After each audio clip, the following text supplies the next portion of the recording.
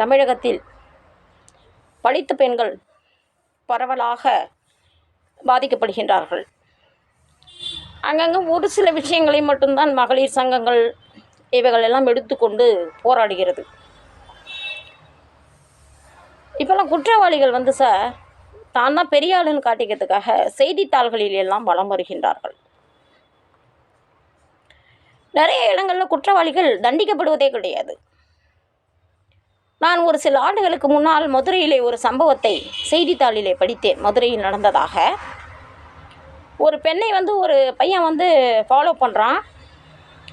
அந்த பெண் என்னுடைய குடும்ப சூழ்நிலை சரியில்லை, உன் கூட சுத்தத்துக்கு எனக்கு டைம் இல்லை, எனக்கு அதனால் நீ ரிலீவ் பண்ண ஆயிடு அப்படின்னு சொல்கிறாங்க.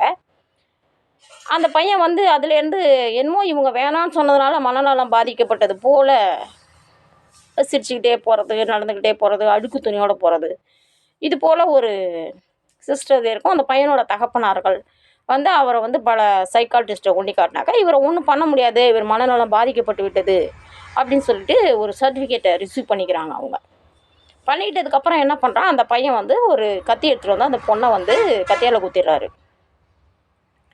அவர் குத்தும்போது நல்லா அழகாக திட்டம் போட்டு அந்த பெண்ணோட அடி வயிற்றில் கர்ப்பப்பை பாதிக்கிட குத்தி அந்த பெண்ணுக்கு அதனால் கர்ப்பப்பையை ரிமூவ் பண்ணிடுறாங்க. அவங்க மேற்கொண்டு தன்னுடைய குடும்ப வாழ்க்கை, எதிர்காலம், வாரிசு இந்த மாதிரி விஷயங்கள் இல்லாமல் போகிறது. அவங்க அப்போ சின்ன பொண்ணு தான், 24 25 வயசு தான். ஆனால் குத்திடுறாங்க. அதனால் இவங்களுக்கு இந்த அளவு பாதிப்பு வருது. அந்த வழக்கு மதுரை நீதிமன்றத்தில் நடந்து அதுக்கு தீர்ப்பு அவர் மனநலம் சரியில்லாதவர் செய்தது ஒரு கொலையாக தண்டனை கொடுக்க முடியாதுங்கிறதால ஓரிரு ஆண்டுகள் அந்த மனநல காப்பகத்தில் இருந்துட்டு வெளியில் வந்துடுறாரு அந்த தம்பி. வெளியில் வந்ததுக்கப்புறம் பார்த்தாக்கா அந்த பெண்ணு வேலைக்கு போயிட்டுருக்காங்க. அப்போ இந்த பையன் நல்லபடியாக ட்ரெஸ் பண்ணியிருக்காப்புல. ஆனால் அந்த பஸ் ஸ்டாண்டில் நிற்கிறாரு. அவன் எதுவுமே இந்த பொண்ணுக்கிட்ட எதுவும் பேசலை கொள்ளலை. ஆனால் அந்த பையனை பார்த்து யாருமே பார்க்காத டைமில் சிரிக்கிறாரு, ஸ்மைல் பண்ணுறாரு. அந்த பொண்ணை நான் உன்னை கத்தையால் குத்தணும், நீ என்ன பண்ண முடிஞ்சுது அப்படின்ற ஒரு கேள்வி எழுப்புவதாக அந்த பெண் அன்புள்ள அந்தரங்கம் பகுதியில் கடிதம் எழுதியிருந்தாங்க. நீதிமன்றங்கள் தண்டனை கொடுக்கலனாலும் கடவுள் தண்டிப்பாருங்கிற ஒரு கான்செப்ட் இன்னும் தமிழர்களிடையே இருக்கிறது. நான் கூட ஒரு வழக்கு பதிவு வச்சுருக்கேன். அந்த வழக்கு பதிவோட ஒரு அக்யூஸ்டு ஒரு இப்போல்லாம் அடிக்கடி செய்தித்தாளில் 2-3 முறை இந்த 5-6 மாதங்களில் ஒரு 10 முறை போல் பேப்பரெல்லாம் வராங்க அப்படின்னு சொல்லிட்டு நிறைய பேர் கேள்விப்பட்டேன். இது எனக்கு ஒரு சைலண்ட் கம்யூனிகேஷனாக எனக்கு தெரிஞ்சுது. நீ கேஸ் போட்ட, என்ன பண்ண முடிஞ்சுது? நான் அப்போ வைஸ் பிரின்ஸ்பாலாக இருந்தேன், இப்போ நான் பிரின்ஸ்பாலாக இருக்கேன் அப்படின்னு அந்த அக்யூஸ்ட் அவர் அதாவது வித்தவுட் எவிடன்ஸு இல்லை, ஃபுல் எவிடன்ஸோடு கூடிய ஒரு அக்யூஸ்ட். அவர் நான் அப்போ துணை முதல்வராக இருந்தால் நீ வழக்கு பதிவு பண்ணினேன், இப்போ நான் பிரின்சிபாலாக இருக்கேன், நான் என்ன பண்ண முடிஞ்சுது அப்படின்ற ஒரு கேள்வியை செய்தித்தாளின் மூலமாக எனக்கு முன்வைப்பதாக தோன்றியது. 2019 கொரோனா பரவலாக வந்துச்சு. நான் 2021 வரைக்கும் திருப்பதியில் தங்கி LLB நான் படிச்சுக்கிட்டு இருந்தேன். அப்போ எனக்கு முன்னாடி பின்னாடி இருந்தவங்கலாம் ரொம்ப யங்ஸ்டர்ஸு, அவங்கெல்லாம் கொரோனாவில் இறந்து போயிட்டாங்க எக்ஸாம் டைமில் 2020. எனக்கு அப்பப்போ நான் பஸ்ஸில் போகிறேன் வரேன், ட்ராவல் பண்ணுறோம், எனக்கு அந்த தும்பல், அந்த சைனஸ் ப்ராப்ளம் மாதிரி எனக்கு தோணுச்சு. எனக்கு கொஞ்சம் பயம் வந்துச்சு. ஒருவேளை நாமும் கொரோனா இறந்து விட்டால் இந்த வழக்கு பெட்டிஷனர் இறந்தாலும் கேஸ் தள்ளுபடி ஆகிடும், நமக்கு எடுத்து நடத்த ஆள் கிடையாதுன்னு சொல்லிட்டு என்னுடைய வழக்கு தொடர்பான அத்தனை ஆவணங்களையும் வைத்து நான் ஹியூமன் ரைட்ஸ் சென்னை மனித உரிமை ஆணைய தலைவருக்கு நான் இதை ஒரு பதிவு செய்யணும்னு தான் நான் சொல்லியிருந்தேன். நான் அவங்கள்ட்ட எந்த ஒரு நடவடிக்கை எடுங்க, தீர்வு கொடுங்க அப்படின்னு சொல்லிட்டு தான் நான் கேட்கலை. இந்த மாதிரி கொரோனா காலகட்டமாக இருக்குது, நான் இறந்து போயிட்டேன்னா இந்த வழக்கை அப்போ ஒருவர் இறந்துட்டு அவங்களுக்காக மனித உரிமை ஆணையம் செயல்படுவதில் என்ன தவறு இருக்கிறதுன்னு சொல்லி நான் இதை அனுப்பிச்சிருந்தேன். ஆனால் அந்த மனித உரிமை ஆணையம் உடனடியாக விசாரிக்க சொல்லி ஒரு என்னன்னு பாருங்கன்னு சொல்லிட்டு ஒரு லாயர்கிட்ட கொடுத்துருக்காங்க. அந்த மனித உரிமை ஆணைய உறுப்பினர்னு சொல்லுவாங்க இல்லையா, அவங்கள்ட்ட. அந்த அட்வொகேட் அதை பூரா படித்தாரா இல்லை வேறு ஏதாவது ஃபோனில் பேசி ஏதாவது சம்மந்தப்பட்ட இடத்துல பேசினாரா தெரியல. அவர் ஒரு நமக்கு ஒரு பதில் ரெஸ்பான்ஸ் கொடுக்குறாரு. It is a absolute ADR அப்படிங்கிறாரு. அதாவது இது மாற்று வழி, தண்டனைக்குரிய குற்றங்கள் இல்லை, மாற்று வழியில் கூட நீங்கள் வாபஸ் வாங்கிக்கலாம் அப்படிங்கிற மாதிரியான ஒரு ஏடிஆர்னா ஆல்டர்னேட் டிஸ்பியூட் ரீசொல்யூஷன் அப்படின்னு சொல்லுவாங்க. ஒரு குற்றம் அது ஒரு வழக்குன்னு சொன்னாக்கா அது LLB படித்தவங்க இல்லை லாயர் படித்தவங்களுக்கு தான் தெரியும் ஏடிஆர் அப்படின்னா. அடிப்பட்டவங்களுக்கு தான் தெரியும் வலியின் தன்மை என்னதுன்னு. அந்த வழக்கறிஞருக்கு தெரியுமா? படித்து பார்த்தாரோ அல்லது சம்திங். உண்மையான ஒரு மனிதன் இந்த வழக்கை ஏடியார்னு சொல்லவே மாட்டான். அதில் அவ்வளோ எவிடன்ஸ் நான் வச்சுருக்கேன். ஆனால் அவர் வந்து லெட்டர் அனுப்பிச்சார். பட் இந்த லெட்ரு என்கிட்ட இருக்குது, ஆனால் இப்போது என் கையில் இல்லை. அது வழக்கறிஞர் பேர் கொடுத்து இருந்தால் நான் அதுக்கு ஒன்று உங்கள்கிட்ட காட்டும். ஒரு மனித உரிமை ஆணையம் ஏடியார்னு பேசுது. அதுக்கு எதுக்கு மனித உரிமை ஆணையம் இருக்குது? அது நாங்களே சமாதானமாக போயிட்டு போகிறோம், பேசிட்டு போகிறோம். அதை என்ன நீ சொல்கிற? அப்புறம் என்ன எங்கன்னா ஒரு இடத்துல போராடுற? அதனால் வந்து தவறான விஷயங்கள் சார். ஒரு மனித உரிமை ஆணையத்தில் இருக்கோன்னா மனிதத்தன்மையோடு இருக்க வேண்டும். இப்போ நான் உங்கள் முன்னாடி ஒரு சில விஷயங்களை முன்வைக்கின்றேன். நான் வந்து மருத்துவர் ராமதாஸ் கலை அறிவியல் கல்லூரிக்கு 2009 பணிக்கு போனேன். 2015 வரைக்குமே மிக ஆடம்பரமாக அணிகலன்களை அணிந்து மிக கம்பீரமான பெண்மணியாக அந்த கல்லூரியிலே நான் வலம் வந்தேன். அதற்குரிய புகைப்பட ஆதாரங்கள் என்னிடம் இருக்குது. சரி, அங்கே துணை முதல்வராக இருந்தவருக்கும் முதல்வர் V.S. சுந்தரமூர்த்தி அவர்களுக்கும் இந்த துணை முதல்வருக்கும் அந்த கரஸ்பாண்டண்ட்டுக்கும் என்னுடைய அந்த தன்மை பிடிக்கல. அந்த இது பொம்பளை திமிரா நடக்கிறதே அப்படிங்கிற அந்த கான்செப்ட் பிடிக்கலன்னு சொன்னால், அந்த அம்மா எங்களுக்கு தலை குனிகிறவங்களும் தலை சொறிகிறவங்களுக்கு தான் வேணும்னு வெளியே போகணும்னு சொல்லிடலாம் தொடக்கத்துலேயே. அதுக்கு உனக்கு தைரியம் இல்லையா? என்ன விஷயம்னு தெரியல. ஒரு புளியை இறக்கி விட்றாங்க, இந்த ஆட்டை அடித்து கொண்டுடுன்னு சொல்லிட்டு. இந்த புலி களமிறங்குது. இந்த துணை முதல்வர் பழனிவேல் இவர் சார் கொஞ்சமாக என்னை காலி பண்ணிட்டார். அவங்களுக்கு கான்செப்டு என் மனதை உடைக்க வேண்டும், என்னை வந்து காலில் விழ வைக்கணும், கதற வைக்கணும், ஒரு ரோகி ஆக்கணும். ரோகினா என்னை நோயாளி ஆக்கணும், மனநோயாளி ஆக்கணும் சொல்லிட்டு அவங்க திட்டம் போட்டாங்க சார். 2015 ஏப்ரலுக்குள்ளார வந்து என்னுடைய மொத்த வாழ்க்கையின் சாரம் மிச்சம் என்னென்னவோ அதெல்லாமே கைமாறி ஆயிடுச்சு. பழனிவேல் வாங்கிட்டார். 13 லட்சம் 53 பவுன் வாங்கிட்டார். அது வரைக்கும் சார் நான் வாழ்க்கையில் கவரிங் நகை நான் மேலே போட்டதே கிடையாது. கவரிங்னு நான் பிறந்ததுலேருந்து நான் கவரிங் நகை போட்டது சும்மா கூட வந்திருக்க நகை போடாமல். ஆனால் நான் கவரிங் நகை போட்டவங்க கிடையாது. என் ஃபேமிலியில் யாருமே போட்டவங்க இல்லை. என்னுடைய தாய் வீட்டில் எப்பயுமே சார் ஒரு ஃபங்க்ஷன்னா 30 பவுன் 40 பவுன் போட்டு போவேன் நான். அந்த ஜனவரி 2015 அந்த வருடம் வந்து ஏப்ரல் மாதம், ஏப்ரல் கூட கிடையாது, ஃபஸ்ட் இயர் பசங்களுக்கு வந்து வெல்கம் பார்ட்டி வைக்கிறாங்க ஜனவரி 15. அன்றைக்கி வந்து சார் என் கையில் வளையல் கிடையாது, கழுத்தில் செயின் கிடையாது, ஒன்றுமே இல்லை என்கிட்ட. எல்லாமே உருவப்பட்டு விட்டது. அப்போ ஒரு மாணவி ஒடியாந்து அவங்க பேர் திலகவதி, இந்த முருகன்குடிக்கு பக்கத்தில் இருக்கக்கூடிய துறையூர். அந்த மாணவி ஒடியாந்து, மேடம் எனக்கு ஒரு ஆசை, என்னங்கம்மா சொல்லுங்கள். நல்லா படிக்கக்கூடிய பெண். பொதுவாகவே வந்து வகுப்பில் வந்து நல்லா படிக்கக்கூடிய மனைவிக்கும் ஒழுக்கமான மனைவிக்கும் நான் அடிமை. அந்த மாணவி ஓடியாந்து, உங்களை இப்படி பெருசாக என்னால் பார்க்க முடியல, ஃபஸ்ட் இயர் செகண்ட் இயர்லாம் நீங்கள் ரொம்ப ஆடம்பரமாக இருப்பீங்க, உங்களை இப்படி என்னால் பெருசாக பார்க்க முடியலன்னு சொல்லிட்டு சார் ஒரு டசன் வளையல் வாங்கிட்டு வந்து என் கையில் போட்டு விட்டாங்க. அவங்களுடைய அன்பு என்னால் மறக்க முடியாமல் அந்த வளையலை நான் அணிஞ்சிக்கிட்டேன். அன்றைக்கி தான் என் லைஃப்பில் நான் வளையல் போட்டேன். இந்த துணை முதல்வர் பழனிவேலால். அதோட என்னை விட்டுருக்கால சார், கோலத்தை குறைச்சிட்டோம்.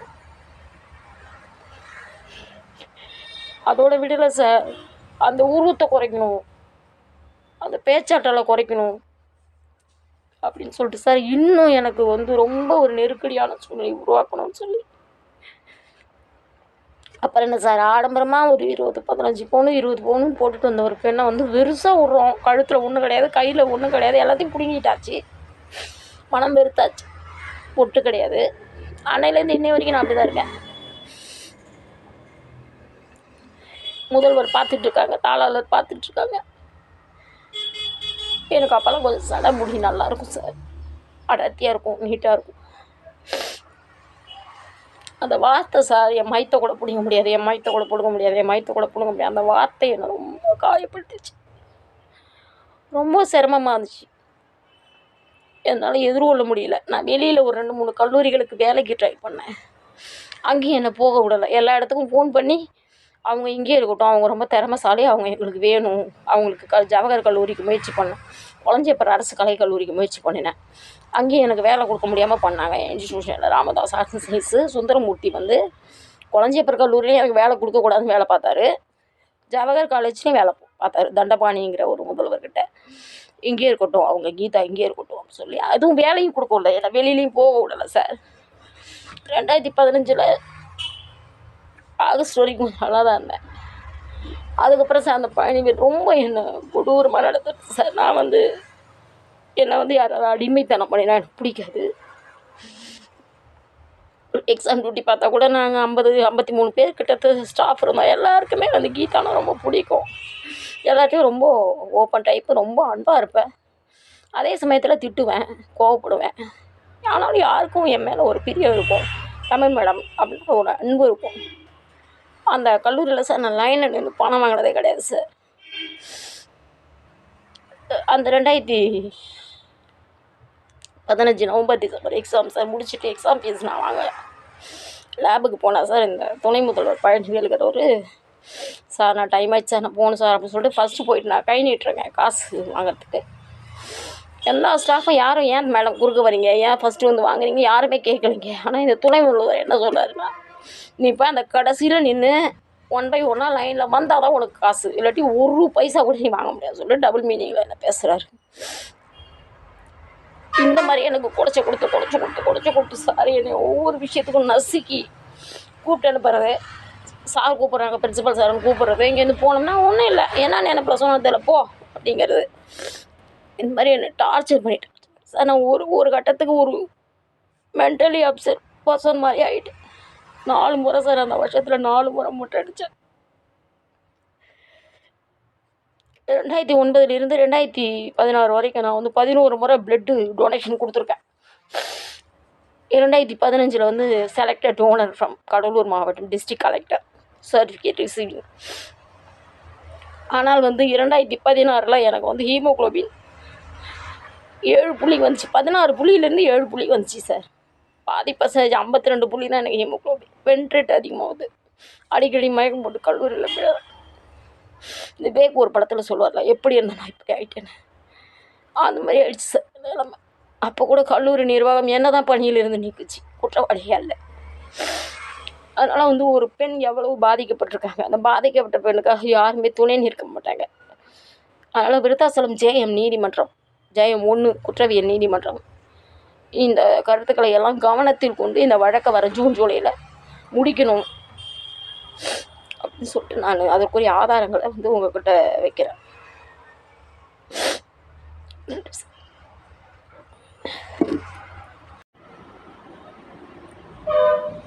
இது வந்து இந்த 2வது காணொளி தொடர்பான ஆதாரங்கள் சார்.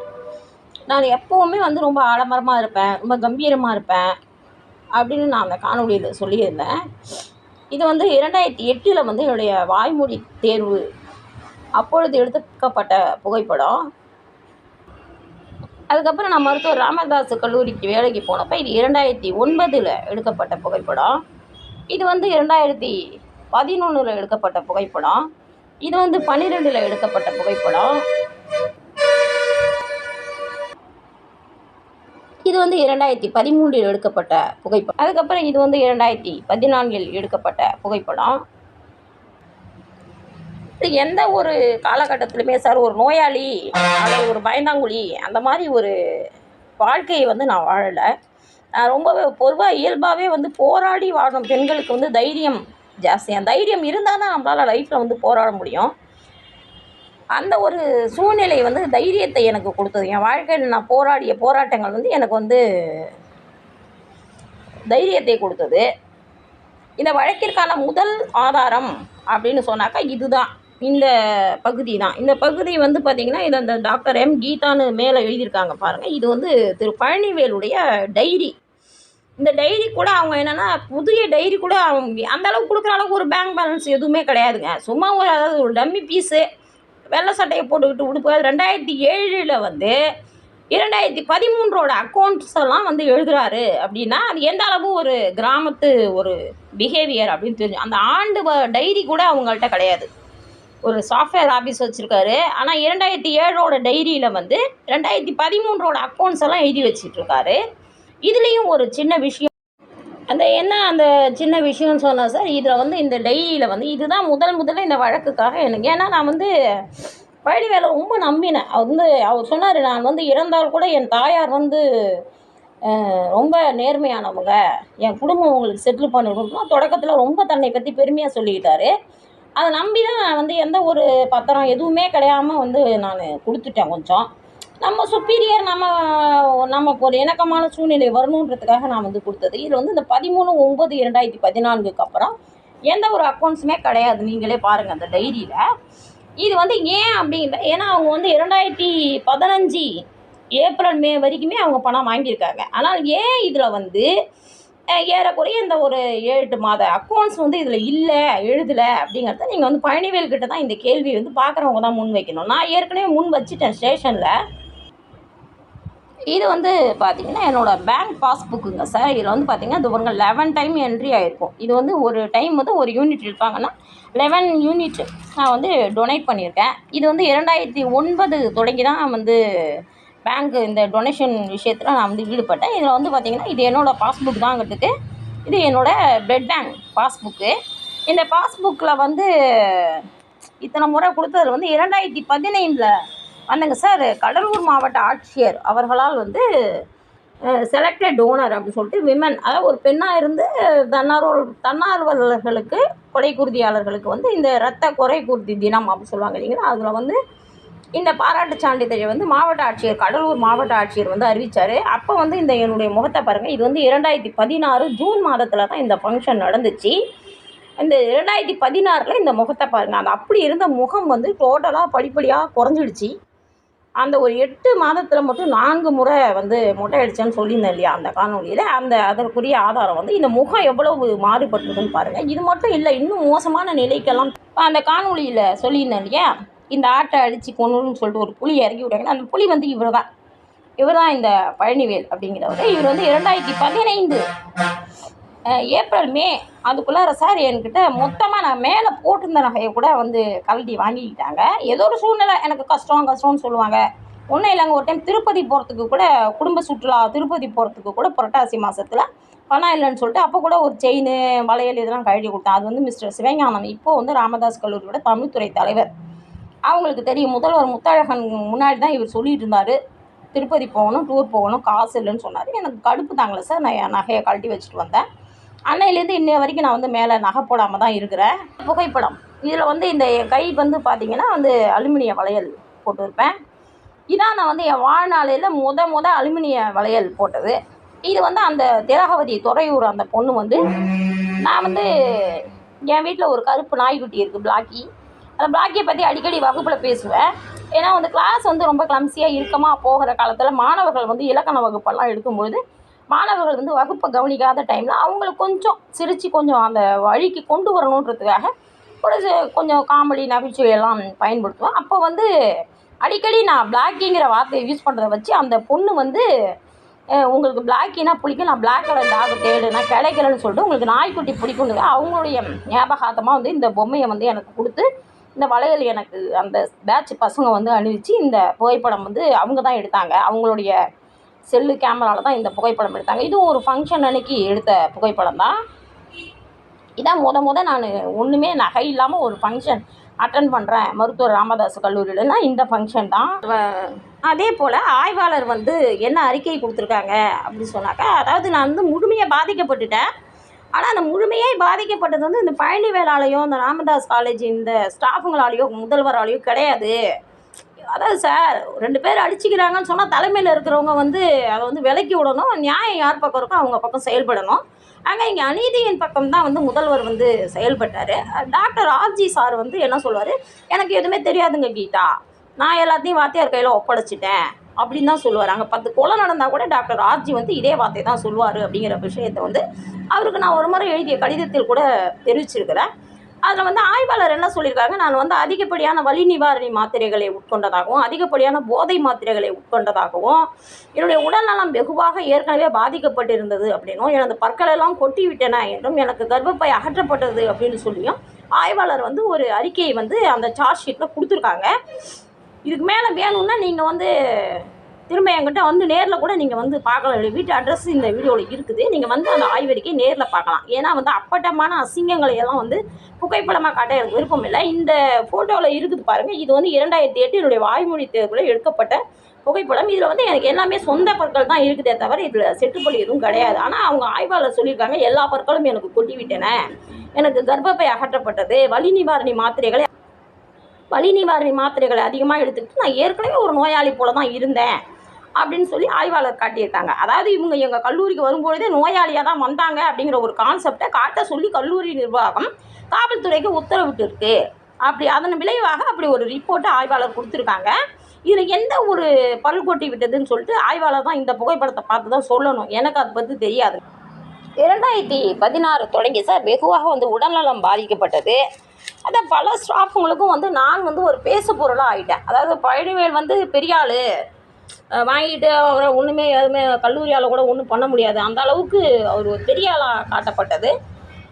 தமிழ் மேடம் வந்து சும்மா டம்மி பீஸு, ஒன்றுமே பண்ணலை சாரை அப்படின்ற மாதிரி ஒரு எல்லாருமே இதே விஷயங்களை பேச பேச பேச சார் இதில் வென்ட்ரேட் பார்த்தீங்கன்னா 154 அப்படின்னு அந்த சென்டர் 2வது கோட்டு இருக்குது பாருங்கள். அது கொஞ்சம் 8 வருஷம் ஆனதுனால அந்த இசிஜி ரிப்போர்ட் வந்து கொஞ்சம் பாதிக்கப்படும். இந்த மாதிரி ஸ்டாஃப் ரூமில் பேசுகிறத சார் ஒரு நாள் நான் காதில் வாங்கிட்டு மதியம் 2 மணி அளவில் வந்து எனக்கு வந்து நெஞ்சு வலி வந்துடுச்சு. அது மாரடைப்புன்னு எனக்கு சொல்ல தெரியல. அப்போ தான் முதல் முறை நான் இந்த நோயை சந்தித்தேன்.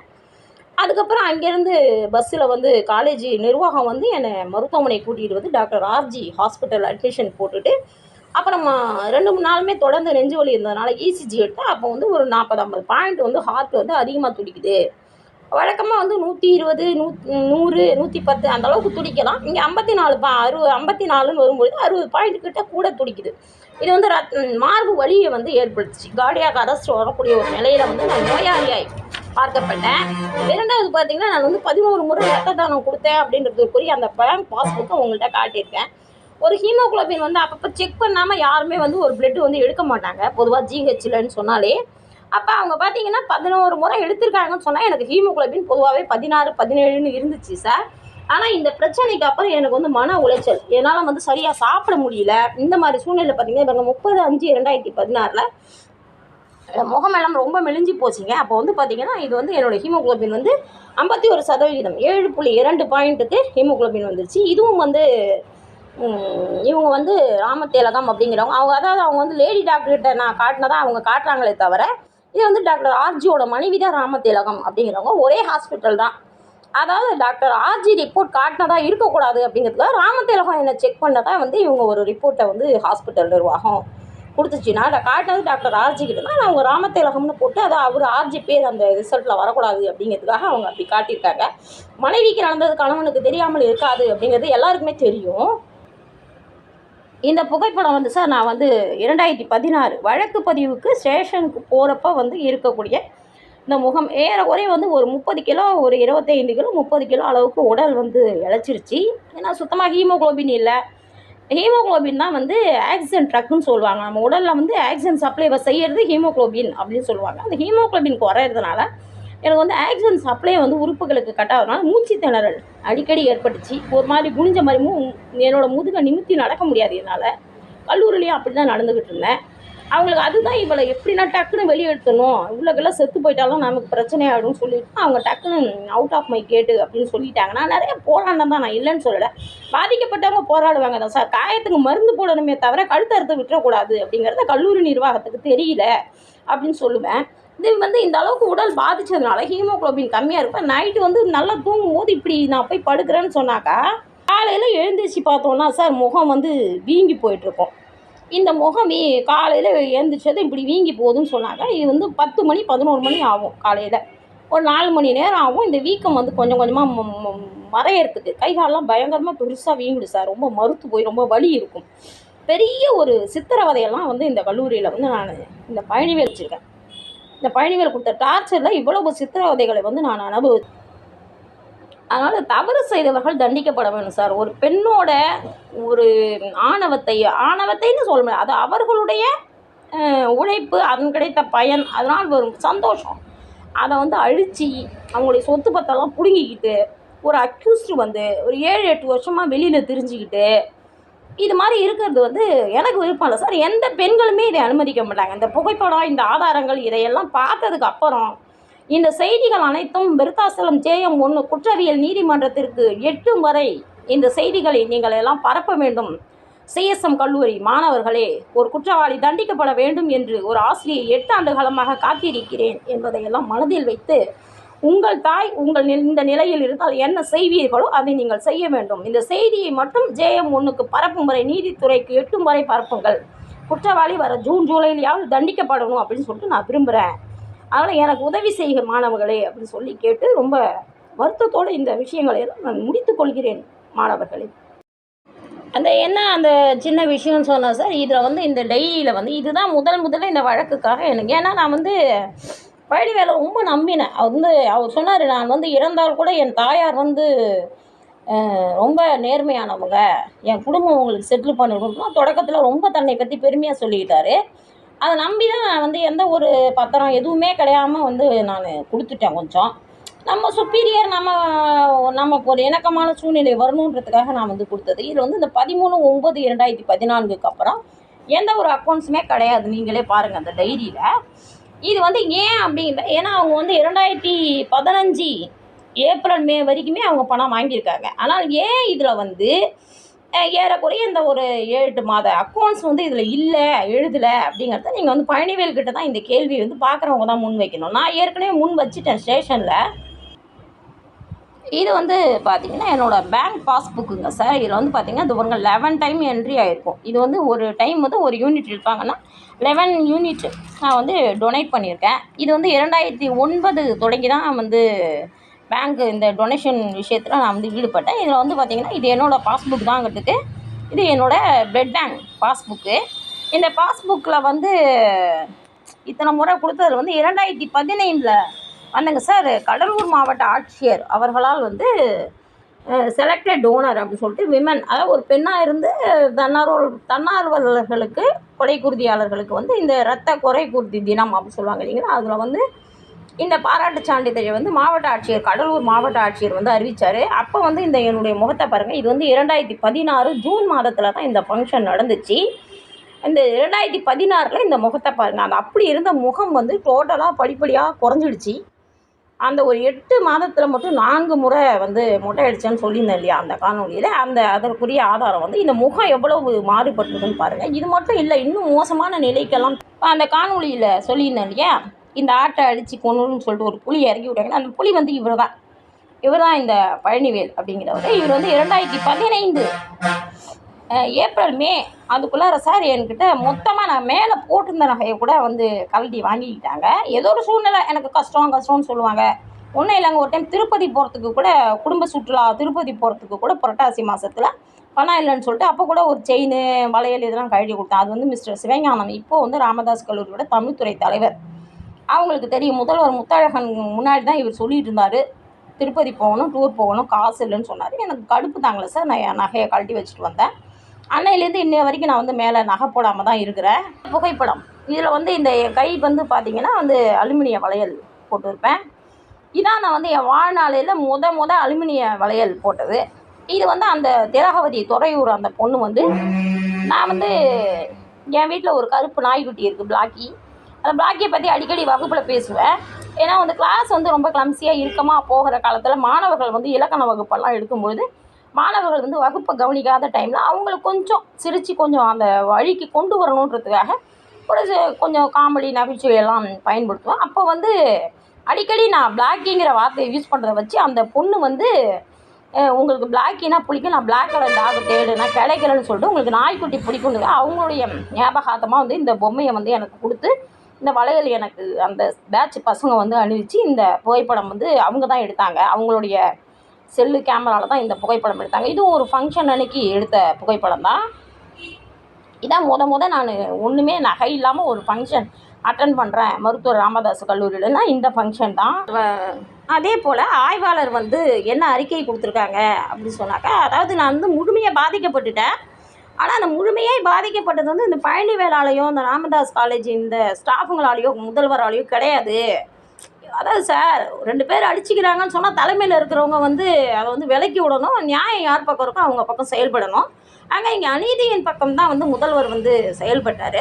டாக்டர் ஆர்ஜி சார் வந்து என்ன சொல்வார், எனக்கு எதுவுமே தெரியாதுங்க கீதா, நான் எல்லாத்தையும் வாத்தியார் கையில் ஒப்படைச்சிட்டேன் அப்படின்னு தான் சொல்லுவார். அங்கே 10 கொலை நடந்தால் கூட டாக்டர் ஆர்ஜி வந்து இதே வார்த்தை தான் சொல்லுவார் அப்படிங்கிற விஷயத்தை வந்து அவருக்கு நான் ஒரு முறை எழுதிய கடிதத்தில் கூட தெரிவிச்சிருக்கிறேன்.